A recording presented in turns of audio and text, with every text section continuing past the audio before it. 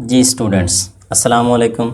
जैसा कि आपको पता है कि आज से हम यूनिट नंबर 3 का आगाज़ कर रहे हैं और ये यूनिट हमारा 10th क्लास का वेरिएशन का यूनिट है, तगय्युरत का। उर्दू में इसको हम तगय्युरत कहते हैं। जैसा कि आपके सामने ये मैंने लिखा है कि ये तगय्युरत है, यानी कि वेरिएशन, तगय्युरत।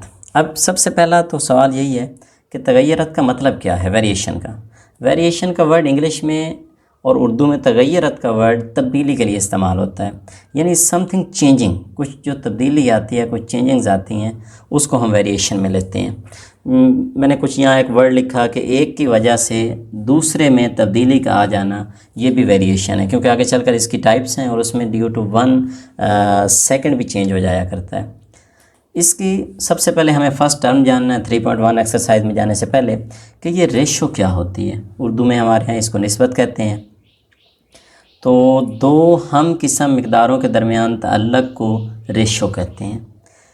रेशो के लिए एक बड़ी अहम कंडीशन है जो मैंने यहाँ लिखी है कि हम कहते हैं कि दो हम किस्म मिक़दारों के दरमियान ताल्लुक़ को निस्बत कहते हैं। यानी इसके लिए शर्त ये है मेन कि जो भी दो मिक़दारें हैं आपके पास, वो दोनों मिक़दारें सेम होनी चाहिए। सेम से मुराद ये है कि दोनों तरफ उनका यूनिट सेम होना चाहिए। यानी ऐसा नहीं है कि ये मेरे पास एक रकम थी, मैंने लिखी 5:4, तो मैंने इधर भी 5 रुपये लिखे हैं और आपके सामने नज़र आ रहा है कि इधर मैंने 4000 लिख दिया, तो इट मीन्स कि ये सही नहीं है, ये गलत लिखा हुआ है। मैं भी इसकी वजाहत करता हूँ कि कैसे गलत लिखा हुआ है।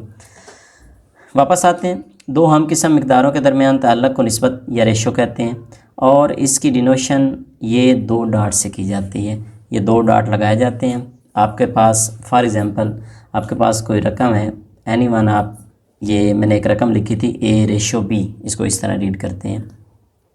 तो A/B के लिए मैं कोई और भी लिख सकता था यहाँ पे। फॉर एग्ज़ाम्पल ये मेरे पास 6:7 है।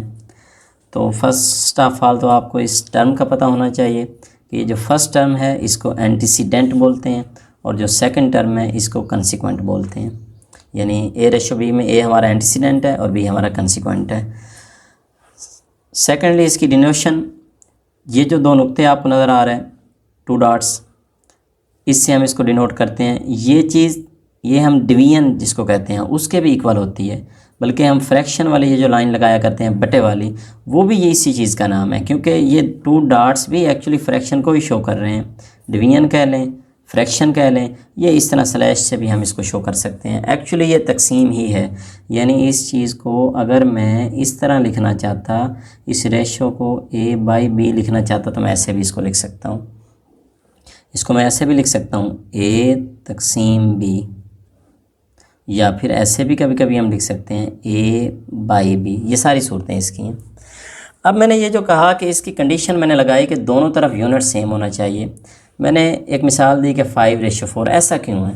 रेशो में हम एक्चुअली बताते हैं हिस्से कि किसका कितना हिस्सा है। मिसाल के तौर पे आपके और मेरे दरमियान कुछ हिस्सा हमने देखना था, तो मैंने कहा कि जी जो चीज़ है ना, 5 हिस्से मुझे मिलेंगे और 4 हिस्से आपको मिलेंगे। तो अगर अब आपने कहा ठीक है जी आपको 5 देंगे, हम मैं 4 रखूँगा, और आपने ये कर दिया कि मुझे 5 रुपये दे दिए और ख़ुद 4000 ले लिए, तो इसका मतलब ये फिर आपने वो हिस्से तो ना किए। वो आपने रखा तो ठीक है कि 5-4, लेकिन मुझे 5 रुपये दे रहे हैं, ख़ुद 4000 ले रहे हैं, तो मतलब ये गलत बात हो गई है। इसलिए हम कहते हैं कि जब भी हिस्सों का जिक्र किया जाता है तो फिर दोनों तरफ चीज़ सेम होती है। अगर इधर 5 मन है तो इधर भी 4 मन होना चाहिए। इधर 5 रुपये हैं तो इधर 4 रुपये होने चाहिए। इधर 5000 हैं तो इधर भी 4000 होने चाहिए।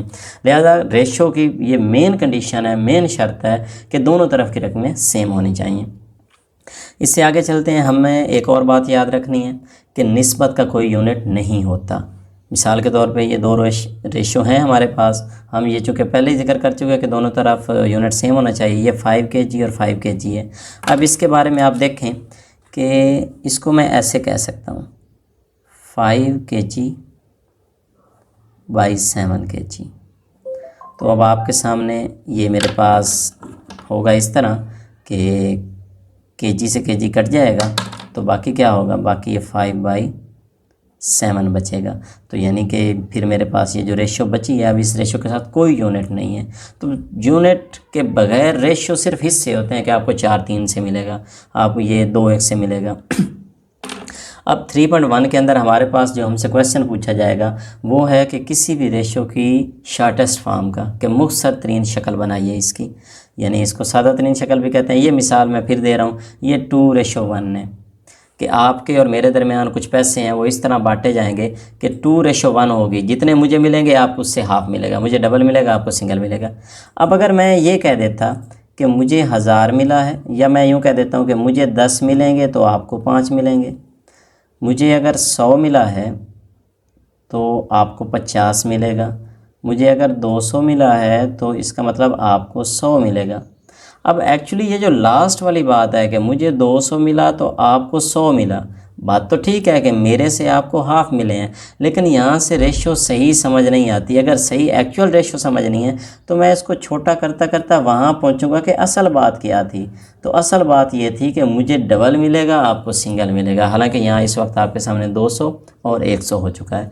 अब हम मूव करते हैं एक्सरसाइज 3.1 इसके क्वेश्चन नंबर 1 की तरफ। ये मैं क्वेश्चन नंबर 1 का जिक्र करता हूँ कि क्वेश्चन नंबर 1 कैसे सॉल्व हम करेंगे। आपके पास आपकी बुक होनी चाहिए, आप बुक से क्वेश्चन देख रहे हैं। पहला क्वेश्चन है, वहाँ लिखा हुआ है कि 750 रेशो, यहाँ लिखा हुआ है 1250 रुपये। ये मैं सवाल लिख देता हूँ, 750, अच्छा उसने इधर रुपए लिखे हैं, और रेशो 1250 रुपये। अब आप देखें, इस सवाल को अगर हल करना है तो सबसे पहले इसकी कंडीशन आपने चेक करनी है कि क्या दोनों तरफ यूनिट सेम है। आंसर इज़ यस, क्योंकि दोनों तरफ रुपए हैं। इसका मतलब अब ठीक है। अब इसको वो उसने में क्या रखा है कि इसको शार्ट करें, तो फिर हम ये कहते हैं कि अगर इसको शार्ट करना है तो मैं इस रेशो की जगह डिवीजन लगा देता हूँ, 1250 हो गया। अब होगा ये कि आपके पास ये जो सिफ़र है, सिफ़र से यहाँ सिफ़र कट जाएगी, तो बाकी मेरे पास ये बचेगा 75/125। अभी मुझे मज़ीद शार्ट करना है इसको, तो इसको मैं मज़ीद काटता हूँ।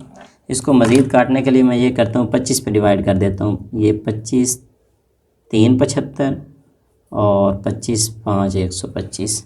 लिहाजा ये मेरे पास अब बन गया, ऊपर 3 है और नीचे मेरे पास 5 है। अब आप देख रहे हैं कि इससे मज़ीद ये छोटा नहीं हो सकता। तो हम भी यही जानना चाहते थे कि असल रेशो क्या है। तो अब इसको मैं रेशो की फॉर्म में लिख देता हूँ, ये 3:5 है। वो जो पैसे थे असल में 3:5 से बांटे गए हैं कि मुझे 3 हिस्से मिलेंगे तो आपको 5 हिस्से मिलेंगे।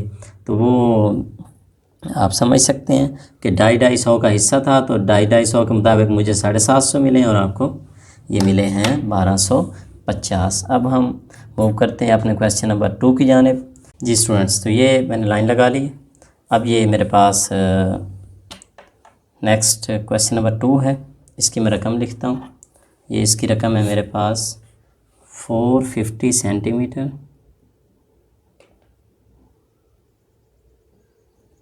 रेशो, इसकी तरतीब का आपने बड़ा ख्याल रखना है। तरतीब बड़ी मैटर करती है। अगर आपने तरतीब थोड़ी सी भी इधर उधर की ना तो ये गलत हो जाएगा। किताब के मुताबिक बड़ा ख्याल रखना है आपने कि आप किसको हल कर रहे हैं। अब देखिए, यहीं पे प्रॉब्लम है, इधर सेंटीमीटर है उधर मीटर है। तो आपको पता है कि जो 1 मीटर होता है हमारे पास, उसमें 100 सेंटीमीटर होते हैं। तो इसका मतलब ये हुआ कि हमारे पास यहाँ क्वेश्चन में है 3 मीटर, तो फिर 3 मीटर के बन जाएंगे 300 सेंटीमीटर। तो अब मैं इस मीटर की जगह 300 सेंटीमीटर लिख दूंगा। यानी कि पहले तो ये इस तरह बनेगा 450 सेंटीमीटर रेशो 300 सेंटीमीटर। अब हम कर देते हैं, जब ये यूनिट सेम हो चुके तो अब मेरे लिए आसान है। पहले वाली रकम, ये ख्याल रखना है। अब मैं बराबर लगा रहा हूँ, इधर रेशो की जगह मैं ये बटा लगाऊंगा और नीचे 300 आ गया। अब पहले की तरह अब मैं ये करूँगा कि ये सिफ़र तो कट चुकी, एक स्टेप पे, बराबर के नीचे बराबर है, 45/30 आ गया। 45/30 है तो इसको फिर काटता हूँ जैसे पहले था, ये 15 पे जाएगा। मैं डायरेक्ट बड़े पहाड़े पे इसको कैंसल आउट कर रहा हूँ, सॉरी 15 3 45 होना था, तो इसको मैं 3 लिख लेता हूँ और नीचे 15 2 30 था। तो अब ये इस तरह हो गया, 15 ऊपर 3 रह गया और नीचे 2 रह गया। अब ये मज़ीद नहीं कर सकता, ये मेरी शॉर्टेस्ट फॉर्म है। इसका मतलब ये 3:2 है, इसको मैंने वापस रेशियो में बदल दिया है। तो ये मेरा नेक्स्ट क्वेश्चन था, क्वेश्चन नंबर पार्ट नंबर 2 था। अब पार्ट नंबर 3 की जाने बढ़ते हैं। तो ये मैंने अब थर्ड क्वेश्चन लिखा है। अब आप देखें इस थर्ड क्वेश्चन में हमारे पास ये है कि एक तरफ 4 किलोग्राम है, दूसरी तरफ 2 किलोग्राम और 750 ग्राम है। इसका मतलब एक बार फिर इस सवाल में प्रॉब्लम है, इस तरफ तो किलो है लेकिन इस तरफ किलो के साथ साथ ग्राम भी हैं। अब ये ग्राम है, अब हमें कोशिश ये करनी है, ये ग्राम किलो में तो नहीं बदल सकता, बेहतर है हम किलो को ग्राम में बदल लें। तो हमें ये पता है कि हम जानते हैं कि जो 1 किलो होता है उसके अंदर होते हैं 1000 ग्राम, 1 किलोग्राम के अंदर। तो चूँकि यहाँ पे 4 किलोग्राम है तो इसका मतलब ये 4000 ग्राम हो जाएंगे। तो इस तरफ तो मेरा बन जाएगा 4000 ग्राम, जबकि इस तरफ अगर मैं देखूँ, इस तरफ मेरे पास 2 किलो के 2000 ग्राम हो गए और 750 ऊपर है। तो 2000 में जब मैं ये 750 ऐड कर दूंगा तो ये मेरे पास बन जाएगा 2750। तो इस तरफ मैं लिख रहा हूँ 2750 ग्राम। अब दोनों तरफ मेरा यूनिट सेम होगा, इसका मतलब अब फर्स्ट कंडीशन सेटिस्फाई हो चुकी है रेशियो की। अब सवाल में हल कर सकता हूँ बड़ी आसानी से। अब मैं क्वेश्चन की जानिब बढ़ रहा हूँ। इसका मतलब ये पहले तो मैंने ये इम्प्लाई का निशान लगाना था क्योंकि ये मैंने अभी सेम किया है। अब मैं बराबर का निशान लगाता हूँ, ऊपर की तरफ 4000 और ये नीचे 2750। अब सेम पहले की तरह ये 0 से तो 0 कट गई और बाकी ऊपर रह गया 400, नीचे आ गया 275। अब सवाल को हल तो इस तरह करना है कि आप छोटे टेबल पे भी काट सकते हैं, लेकिन डायरेक्ट मैं 25 के टेबल पे काट रहा हूँ ताकि सवाल मेरे पास शार्ट हो जाए।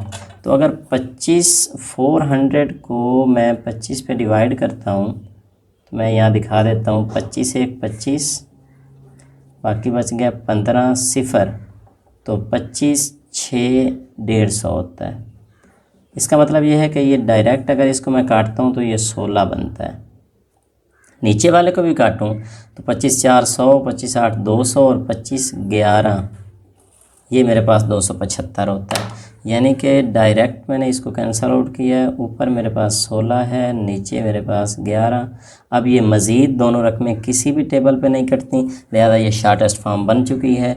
अब इसको मैं वापस रेशो वाली फॉर्म में बदल देता हूँ, 16:11। तो ये क्वेश्चन भी मेरा हल हो गया जी स्टूडेंट्स। तो ये मैंने ये क्वेश्चन लिख लिया। ये 27 मिनट्स 30 सेकंड है और उस तरफ 1 घंटा है। तो एक बार फिर हमें नज़र आ रहा है कि ये दोनों तरफ क्वांटिटी सेम नहीं है, हमें इनको सेम करना है। ये सेकंड सबसे छोटी है तो इसको मुझे सेकंड में लेकर जाना है। अब मैं सेकंड में इसको कैसे लेकर जाता हूँ, ये अब इम्पोर्टेंट मैटर है कि मिनट्स के सेकंड तो बनाए जा सकते हैं क्योंकि 1 मिनट में होते हैं 60 सेकंड। तो 60 को अगर मैं 27 से मल्टीप्लाई कर दूं तो ये मेरे पास फिर आता है, ये 0 7 6 42,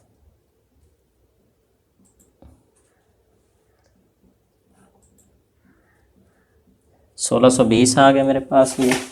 और 1620 में फिर मैं 30 जमा कर दूं तो ये फिर बन जाता है 1650। ये सेकंड मेरे पास बन गया। इसी तरह आप जानते होंगे कि एक जो घंटा है उसमें चूँकि 60 मिनट है और हर मिनट में 60 सेकंड है, तो इन दोनों को मैं मल्टीप्लाई करूं तो ये मेरे पास आता है 3600 सेकंड। तो अब ये दोनों तरफ की टर्म्स सेम हो चुकी। ये यहाँ पे आपने पहले इम्प्लाइज़ का निशान देना है और उसके बाद फिर आपने बराबर का निशान देना है। अब मैं बराबर का निशान दे के आगे चलता हूँ।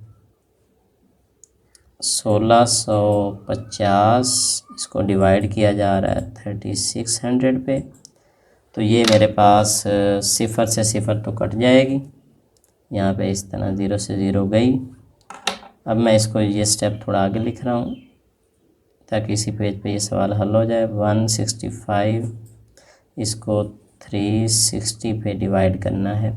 तो अब बड़ा टेबल इसका यही बन सकता है।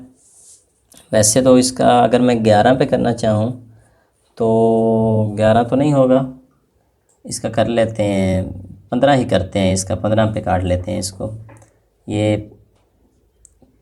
इसको अगर मैं काट दूँ यहाँ पे तो 15 1 15, बाकी 1 बच गया 5, फिर 15 1 15। नीचे वाले को काटता हूँ तो 15 2 30, 6 60, 15 4 60, यानी ये मेरे पास बन गया। इसको इधर वापस ही लिख लेते हैं 11/24। तो 11/24 मीन्स कि अब ये मेरे पास मज़ीद शार्ट नहीं हो सकता, लिहाजा ये मेरी फ़ाइनल रेशो है 11/24। ये मेरा ये वाला आंसर था। हम नेक्स्ट क्वेश्चन की जानिब मूव करते हैं। जी स्टूडेंट्स, ये हमारा नेक्स्ट क्वेश्चन है। 75 डिग्री है इस तरफ और उस तरफ है मेरे पास 225 डिग्री। 75 degree 225 degree. अब इसको देखते हैं हम। ये तो हमारे पास दोनों तरफ सेम है, इधर भी डिग्री में है इधर भी डिग्री में है, तो ये तो मैं शुरू से ही इसको हल कर सकता हूँ। ये 75 ऊपर रेशो की जगह बटा और नीचे 225। अब अगर आप इसको डायरेक्ट काट लें, इसको शार्ट कर लें, तो 25 3 75 है, ऐसे भी लिखा जा सकता है, वहाँ हम ना लिखें ऊपर, और नीचे 25 4 100, 25 8 200 और 25 9 225। तो अब ये मज़ीद कट सकता है, 3 1 3 और नीचे 3 3 9। अब मज़ीद शार्ट ये नहीं हो सकता, ये 1:3 है हमारा ये वाला क्वेश्चन। ये आप नेक्स्ट क्वेश्चन देख रहे हैं, इसमें लिखा हुआ है 60 तलबा की क्लास। तो टोटल जो स्टूडेंट्स हैं इसमें वो हमें यहाँ पे नज़र आ रहे हैं, वो हमारे पास 60 हैं। तो फिर कहता है कि इसमें 25 गर्ल्स हैं।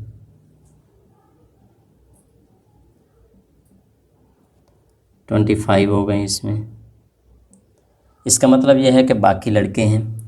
तो फिर जो लड़कों की तादाद होगी, क्योंकि टोटल 60 था, तो 60 में से हम अगर 25 माइनस कर दें तो बाकी हमारे पास 35 बचते हैं। इसका मतलब लड़के 35 हैं मेरे पास। अब क्वेश्चन क्या है उसका?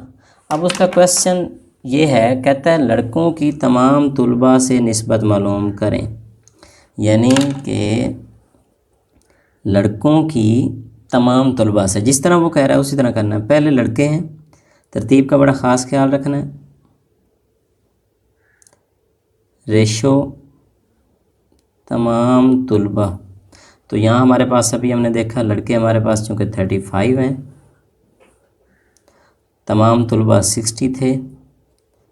इसका मतलब फिर ये हुआ, ये 35/60 हो गए। 7 इसको अगर मैं काट दूँ,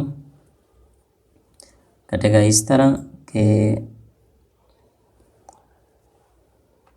हम 5 भी इसको काटते हैं, 5 7 35 और नीचे वाला 5 12 60, यानी कि ये बन गया 7/12।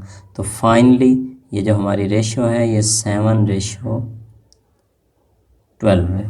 तो ये लड़कों की तमाम तुलबा के साथ जो रेशो है वो 7:12 बनती है। इसी सवाल को मैं यहीं पे इसका दूसरा हिस्सा बनाकर आपके सामने इसको हल कर देता हूँ। इसका जो सेकंड पार्ट है, सेकंड पार्ट इसी तरह चलेगा। ये अब देखें आप, ये उसने 2 हिस्से बना रखे हैं। दूसरे हिस्से में वो हमसे ये कह रहा है कि आपने लड़कों की लड़कियों से, तो जिस तरह उसकी तरतीब है, पहले आपने लड़के रखने हैं,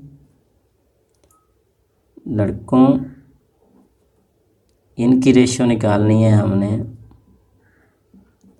लड़कियों से। तो लड़के कितने हैं? अभी हमने ऊपर लिखे 35 है हमारे पास, और लड़कियों से वो कितनी है? 25 है। तो ये वही सवाल सेम हमारे पास क्वेश्चन हल हो रहा है। अब फिर चूँकि ये रेशियो है, हम बराबर का निशान लगाएंगे। 35, ये वाला 25 नीचे आ जाएगा और 5 पे कट जाएगा। 5 7 35, 5 5 25, तो यानी कि ऊपर 7 और नीचे 5, और फाइनली ये हमारी रेशियो बनेगी 7:5। ये इनके दरमियान हमारी रेशियो बन गई। जी स्टूडेंट्स, तो ये जो अब नेक्स्ट क्वेश्चन है हमारे पास, इसमें हमें क्वेश्चन दिया जा रहा है कि अगर 3 × 4x - 5y is equal to 2x - 7y, तो निस्बत x निस्बत y मालूम करें। यानी हमसे असल में वो ये पूछ रहा है कि आपने x ratio y find out करनी है।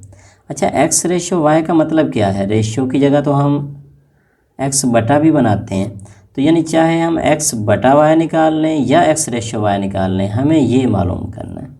अब जो चीज़ गिवन है हम वो लिखते हैं कि जो डाटा उसने हमें दिया। हमें वो कहता है दो निस्बतें, उसने दो रकमें लिखी हैं और इक्वल लिखी हैं, 3 × 4x - 5y। तो मैं यहाँ जिस तरह उसने लिखा उसी तरह लिख लेता हूँ, 3 × 4x -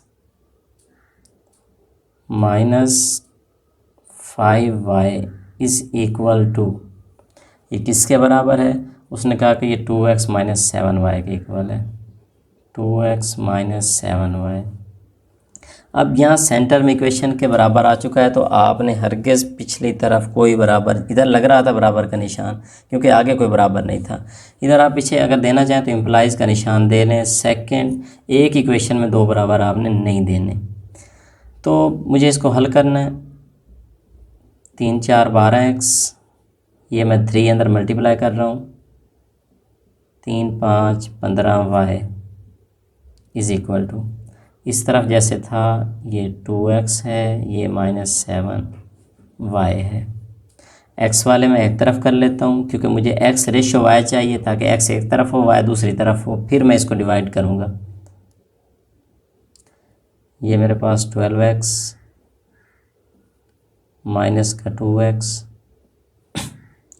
is equal to minus का 7y प्लस का 15y। दिस इम्प्लाइज 12x में से 2x चला गया, बाकी बच गया हमारे पास 10x, और ये इक्वल हो गया -7x प्लस 15y, तो 8y के ये बराबर हो गया। और यहाँ से मुझे x बटा y चाहिए, इसका मतलब ये y 8 से मल्टीप्लाई हो रहा है, इधर आके डिवाइड होगा,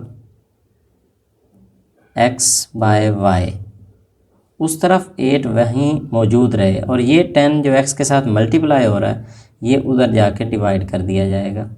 अब हम अलबत्ता ये कर सकते हैं कि मैं इसको मज़ीद थोड़ा सा शार्ट कर देता हूँ, इनको 2 के टेबल पे काट देता हूँ, 2 4 8, 2 5 10, तो हेंस अब इसको मैं वापस कर देता हूँ। ये बटे की जगह अगर मैं रेशो लगा दूँ, x ratio y is equal to 4:5, और यही हमें रिक्वायर्ड था। तो इंशाल्लाह ये 3 क्वेश्चन हो चुके हैं, तो मिलते हैं नेक्स्ट लेक्चर में नेक्स्ट क्वेश्चंस के साथ। थैंक यू, अल्लाह हाफिज़।